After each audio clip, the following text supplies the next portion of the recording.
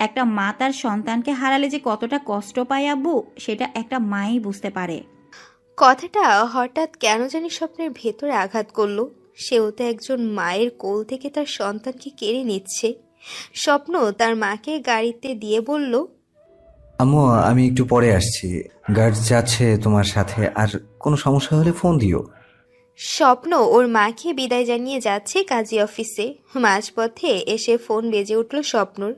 স্বপ্ন থমকে যায়। তার মা ফোন করেনি তো। ফোন বের করে দেখলো একটা আননোন নাম্বার। ফোন রিসিভ করতে ওপাশ থেকে কান্নার আওয়াজ ভেসে আসলো। কে কে বলছেন? প্লিজ কাদা বন্ধ করে বলুন।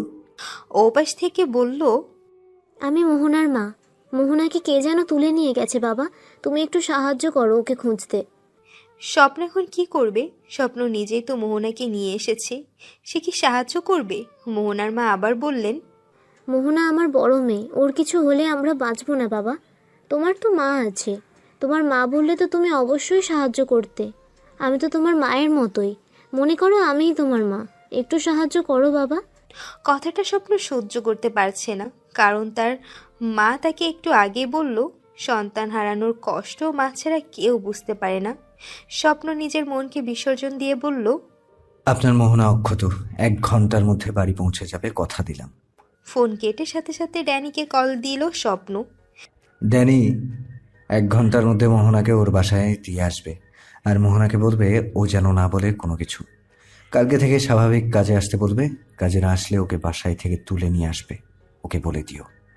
স্বপ্নের কথা মতো ড্যানি মোহনাকে নামিয়ে দিয়ে আসলো আর কথাগুলো বলে দিল। মোহনাকে ফিরে পেয়ে মোহনার মা স্বপ্নের প্রতি অনেকটা খুশি। রফিক এসবে একটু সন্তুষ্ট না, তাই সে বলল, কালকে থেকে তোমাকে কাজে যেতে হবে না মোহনা, আমি তোমাদের টাকা দেব, তোমরা 3 জনেই বাসায় থাকবে সব সময়। আরে আমাকে যারা ধরেছিল তাদের স্যারের লোকেরা অনেক মেরেছে, আর আমাকে কেউ জ্বালাবে না। স্যার কিভাবে বুঝতে পারলো তোমাকে নিয়ে ওনারা কোথায় গেছে? সেটা তো স্যারই ভালো জানে। মোহনার মা কাঁদতে কাঁদতে বলছেন, তোমার কিছু হয়নি তো মা? না মা, আমার কিচ্ছু হয়নি। রফিক, আপনি এখানে? অফিস ছুটি নিলেন কি করে? আজকে স্বপ্ন স্যারের মা আসছেন 12 বছর পর, শুনলে না কালকে অফিসে? তাই আজকে অফিস ছুটি সবার। আমি তো ভুলেই গিয়েছিলাম, আমি জানলে তো যেতাম না, কোনো সমস্যা হতোও না। আমি স্বপ্নর সাথে দেখা করে ওকে ধন্যবাদ দিতে চাই। তোমরা আমাকে নিয়ে চলো ওর বাড়ি।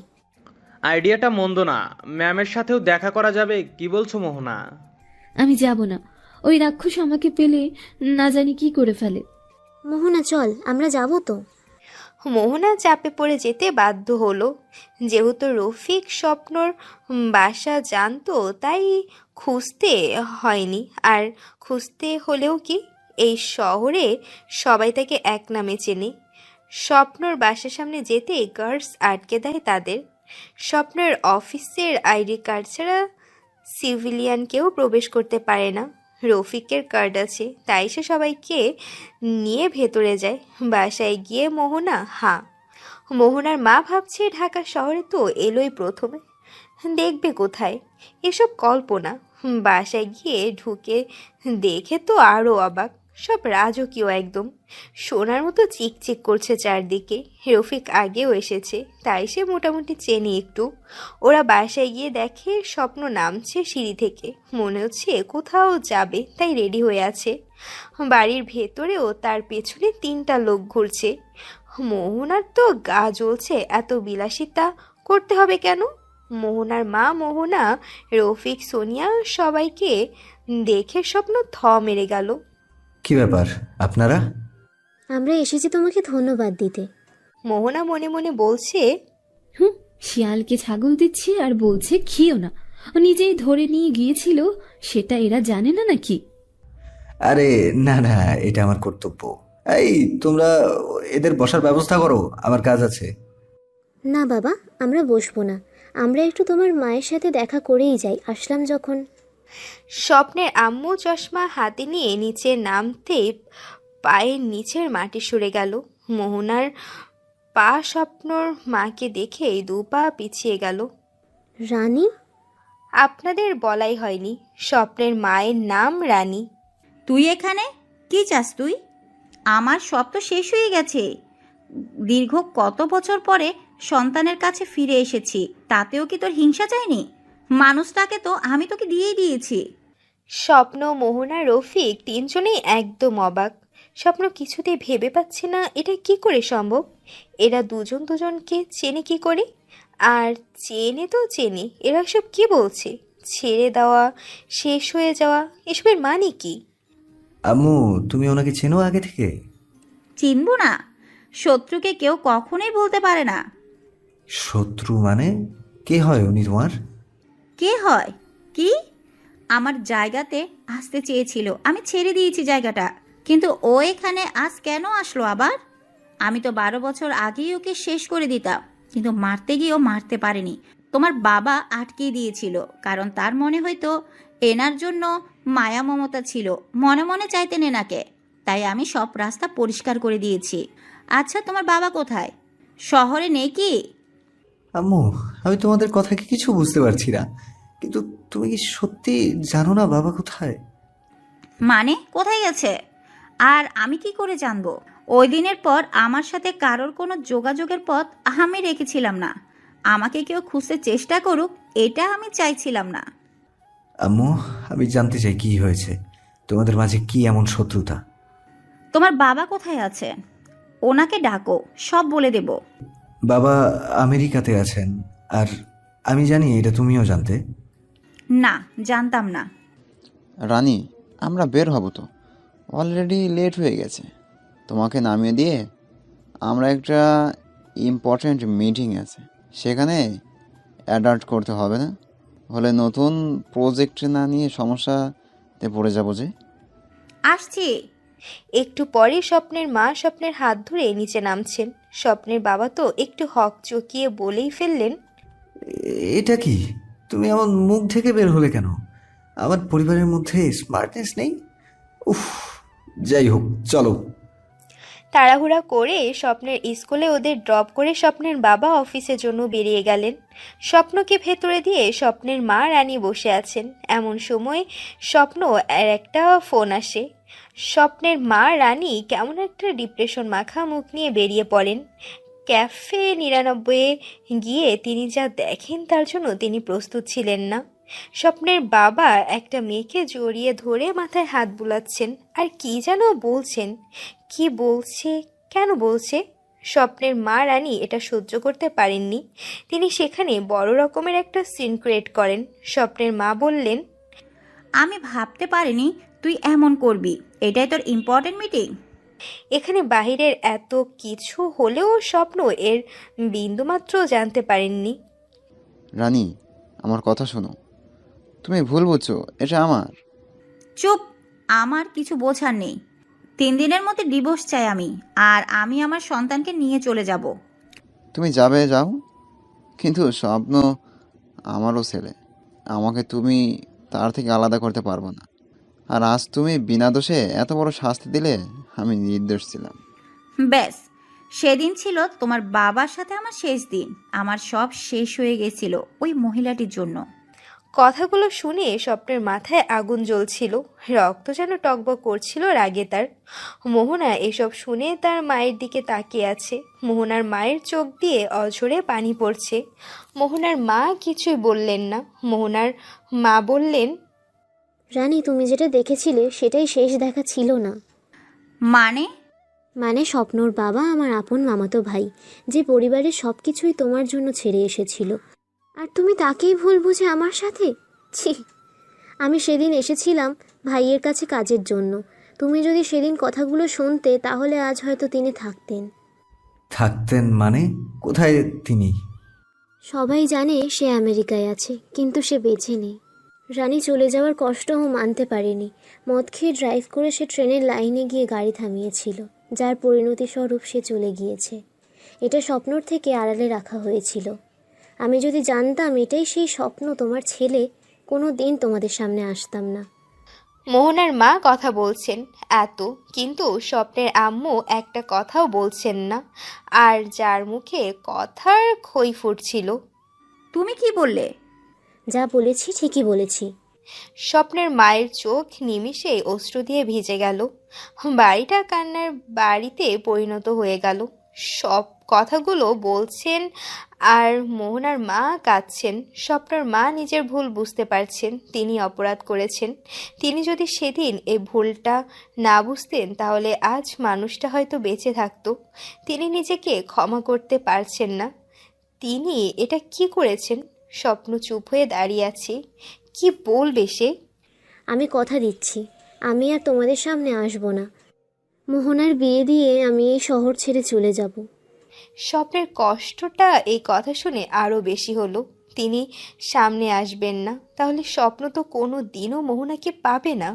রফিক মোহনার মাকে সান্ত্বনা দিয়ে নিয়ে যাচ্ছে, এদিকে স্বপ্নের মা স্ট্যাচু হয়ে দাঁড়িয়ে আছে, কোনো সাড়া নেই। তিনি যেন পরিবেশে একটা জড় বস্তুতে পরিণত হয়ে গেছেন। স্বপ্নের মা হঠাৎ জ্ঞান হারিয়ে ফেলেন। জ্ঞান ফেরার পর, স্বপ্ন আব্বু, জি আম্মু বলো।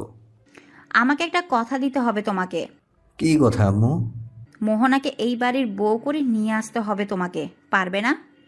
পারবো আম্মু, পারবো আমি। মা সাহস দেওয়ার ফলে স্বপ্নের মাঝে আবার যেন আগুন জ্বলে উঠল। তাকে পারতেই হবে।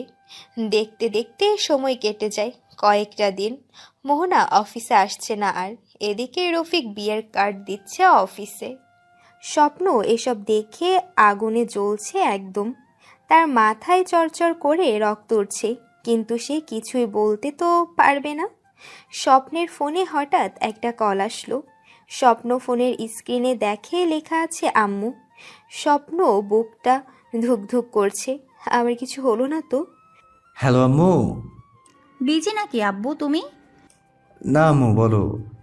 শুনলাম মোহনা নাকি বিয়ে তোমার অফিসের একজনের সাথে। তুমি তো আমাকে কথা দিলে মোহনাকে আমার মেয়ে করে নিয়ে আসবে, তাহলে কি হলো? আম্মু আমি তোমাকে কথা যখন দিয়েছি তখন পুরো দুনিয়ার সবাই আমার বিরুদ্ধে চলে গেল, আমি আমার কথা রাখবো। তুমি ভেবো না মোহনা তোমার মেয়েই হবে। স্বপ্ন ফোনটা কেটে দিল। ভাবছে, কিন্তু কোনো উপায় তো নেই। নিতে ভাবলে সে কখনো তার দেওয়া প্রতিশ্রুতি পূর্ণ করতে পারবে না। কথায় আছে, ভালোর ভাত নেই জগতে। স্বপ্ন যখন সোজাভাবে বিয়ের প্রস্তাব দিয়েছিল তখন ওরা কেউ এটা মেনে নেয়নি। এবার বাঁকা পথ ধরবে তাহলে। স্বপ্ন ভাবছে তার আম্মু যখন চেয়েছেন তাহলে মোহনাকে যে কোনো মূল্যেই হোক স্বপ্নের করেই ছাড়বে সে। তাতে মোহনা যাই বলুক আর না বলুক। স্বপ্ন রিয়াকে কেবিনে ডাক দিল। স্বপ্ন এখনও কার্ড পায়নি। হয়তো রফিক সাহেব তাকে স্পেশালি ইনভাইট করবে, কিন্তু সেই সুযোগ তো আর হবে না। স্বপ্ন রিয়াকে ডেকে কনফার্ম হয়ে নিল যে বিয়েটা কবে। আর 7 দিন আছে হাতে। 7 দিন পরে মোহনার সাথে রফিকের বিয়ে ধুমসে আয়োজন চলছে একদম। কিন্তু বিয়ের আসর থেকে মেয়ে উঠাতে হবে এটা কেউ জানে না।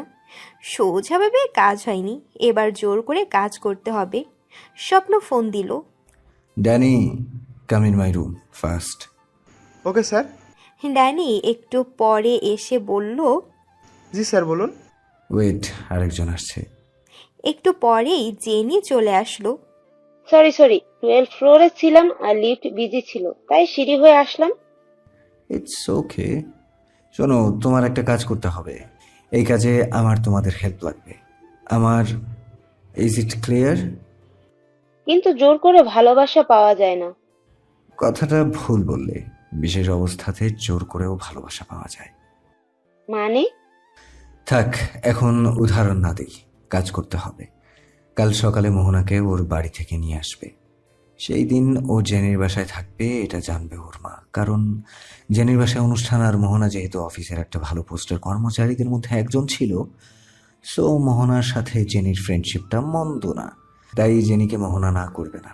সামনে ওর বিয়ে, আর এই সময় এটা ছাড়া ওকে বের করা অসম্ভব ওর বাইরে। আমি তো সারা জীবন এর জন্য ওর সামনে দোষী হয়ে যাব। আমি সেই ব্যবস্থা করে রাখবো। পরদিন সকালে, আগের রাতেই জেনির সাথে মোহনার বাড়ির সবার সাথে কথা হয়ে গেছে। প্রথমে রাজি না থাকলেও পরে অনেক রিকোয়েস্ট করে মোহনার মাকে রাজি করেছে জেনি। জেনি নিজেই বলেছে আজ থেকে কাল সকালে আবার সে নিজেই এসে মোহনাকে বাসায় দিয়ে যাবে। মোহনা তার মায়ের বাধ্য মেয়ে একদম।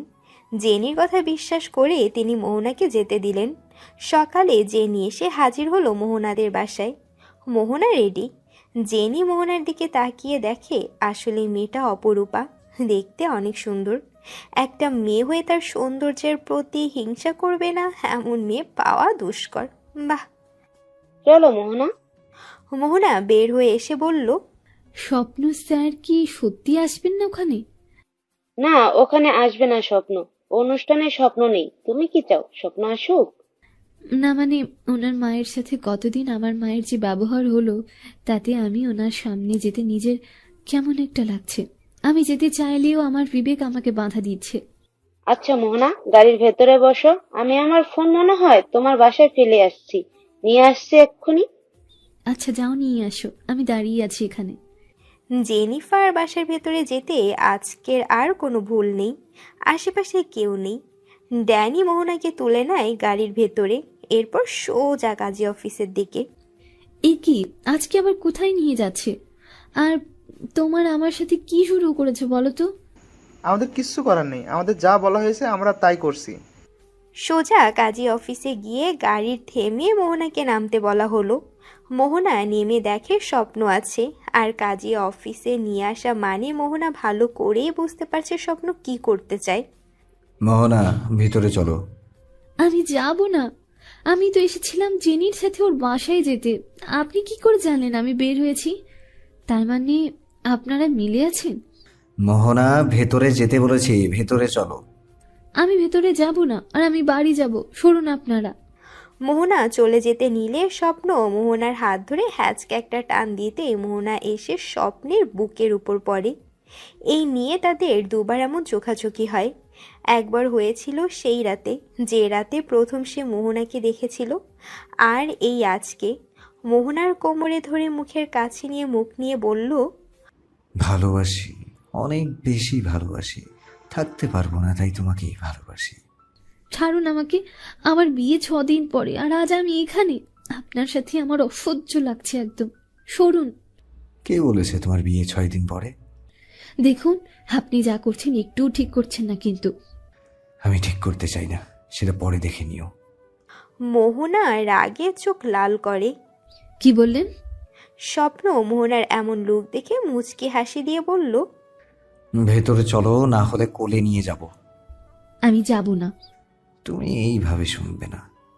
মোহনার অনুমতি ছাড়া ওকে কোলে তুলে নিল স্বপ্ন। কোলে নিয়ে ভেতরে গেল। ইতিহাসে এই মনে হয় প্রথম বিয়ে করবে বলে ছেলে মেয়েকে এমন কোলে করে কাজী অফিসে নিয়ে এসেছে। মোহনা, সই করো। আমি সই করব না। সই করো বলছি। না, আমি সই করব না, কিছুতেই না। স্বপ্ন আজ কিছুতেই এইসব শুনবে না, সে ঠিক করে নিয়েছেই। রাগে মাথায় রক্ত চড়ছে। শেষবারের মতো বলছি, সই করো। না না না। এইবার স্বপ্ন জোর করে মোহনার হাত ধরে নখে কালি লাগিয়ে টিপসই দিতে যেতে মোহনা টেবিলে রাখা কাচের গ্লাসটা ভেঙে ফেলে হাতে নেয়। হাত কেটে ফালা করে ফেলে একদম। প্রচুর রক্ত পড়ছে হাত থেকে। মোহনা, সই করো। মোহনা গুঙিয়ে ওঠে, তার হাত দিয়ে রক্ত পড়ছে। শরীর যেন নিস্তেজ হয়ে আসছে। মোহনার হাত ধরে টিপসই দেবে এমন সময় এটা দেখে স্বপ্ন মোহনার এ হাত ছেড়ে দেয়, কাটা হাত চেপে ধরে। Danny, call doctor first. Okay sir. কিছুক্ষণ পরে ডক্টর এলো। মোহনা একদম নিস্তেজ হয়ে গেছে, অনেকটাই কেটে গেছে। হাত কেটে যাওয়ার ফলে মোহনা অনেকটা শান্ত হয়ে গেছে।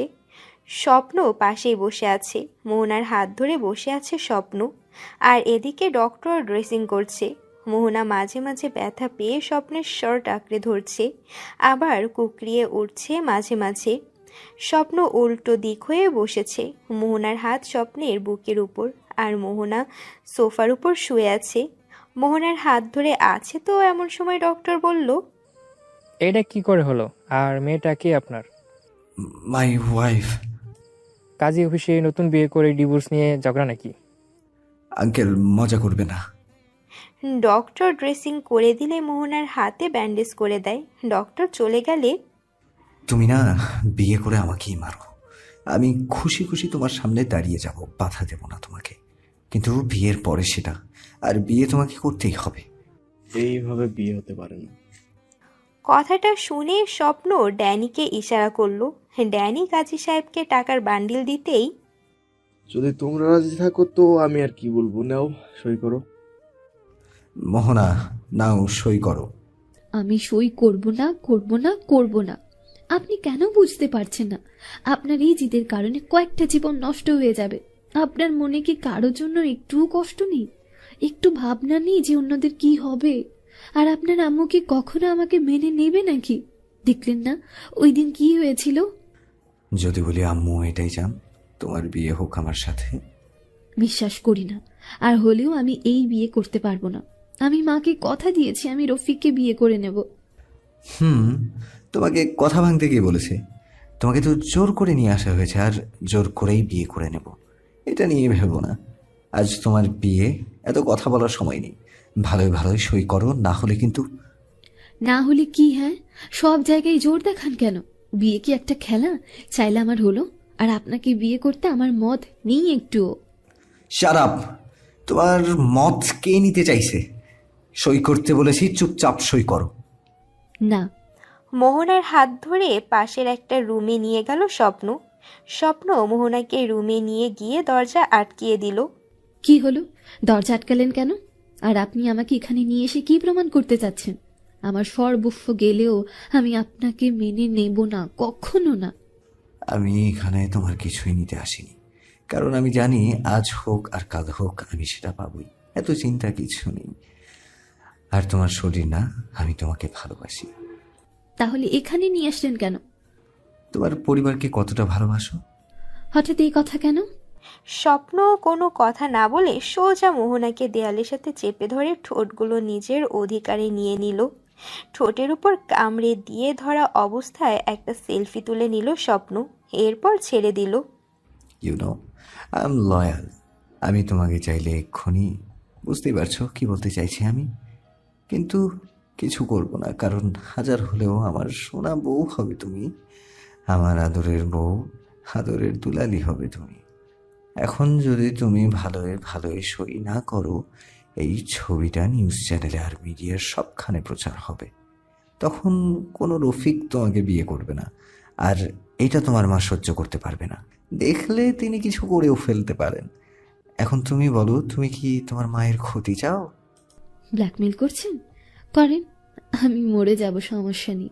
মরে গেলে কারো কষ্ট দেখতে তো পারবো না, যা হবার হবে। স্বপ্ন আর নিজেকে ঠান্ডা রেখে মোহনাকে বোঝাতে পারবে না, অসম্ভব। একে বুঝিয়ে কাজ হবে না।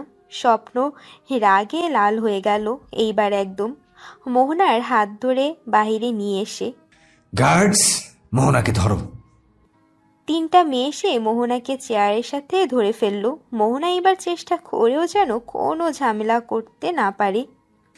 এইভাবে কাউকে বিয়ে করতে হবে আমার জানা ছিল না। স্বপ্ন নিজেরই সই করে নিল আর মোহনার হাতের আঙ্গুলে কালি লাগিয়ে টিপসই জোর করেই নিয়ে নিল। স্বপ্ন জ্যানিকে ফোন দিল। একটু পরে জেনি চলে এলো। হয়ে গেছে সব? এই তো বউ পাশে। কথাটা বলে সবাই একটু হাসছে, কিন্তু মোহনা এটা মেনে নিতে পারছে না। আমাকে ডাকলেন কেন আবার? এই নাও মোহনার ফোন। মোহনার মন অনেক খারাপ, আমি ওকে নিয়ে একটু ঘুরে আসি, মনটা একটু হালকা হবে ওর। আমি ওর ফোন কি করব? ও কি নিজে থেকে বিয়ে মেনে নিয়েছে?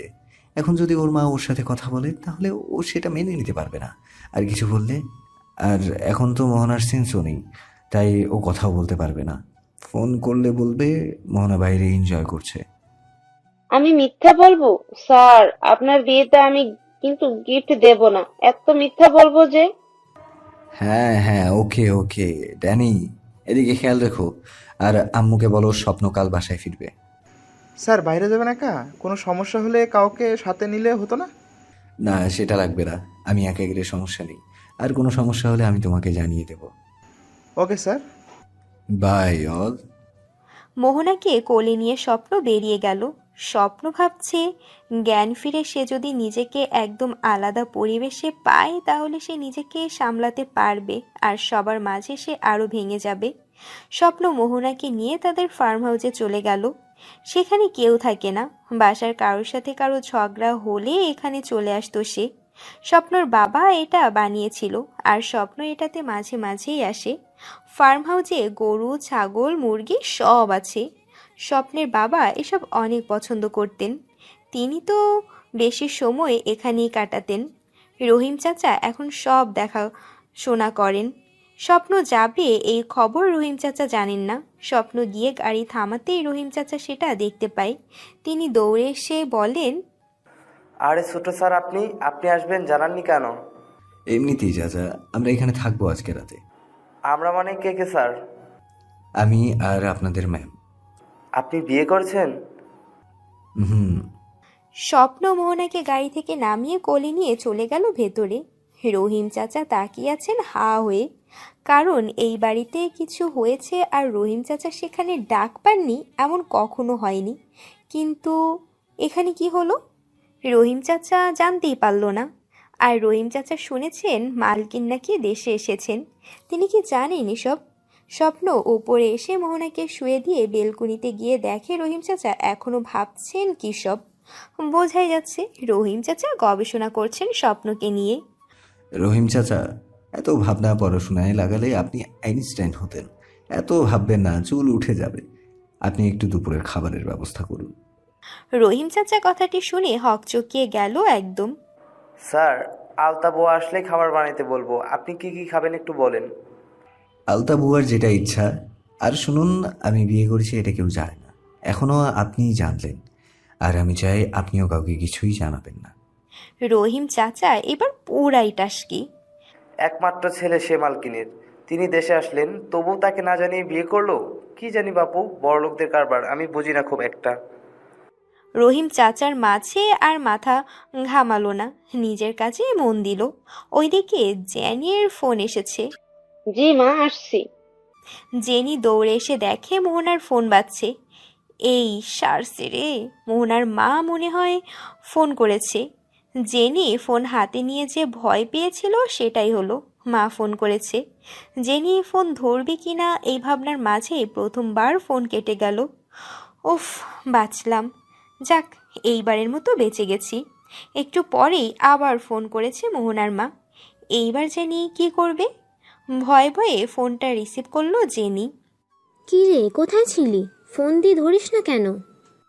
আন্টি, আমি জেনিফার। মোহনা একটু বাইরে আছে, রুমে ফোন রেখে গেছে।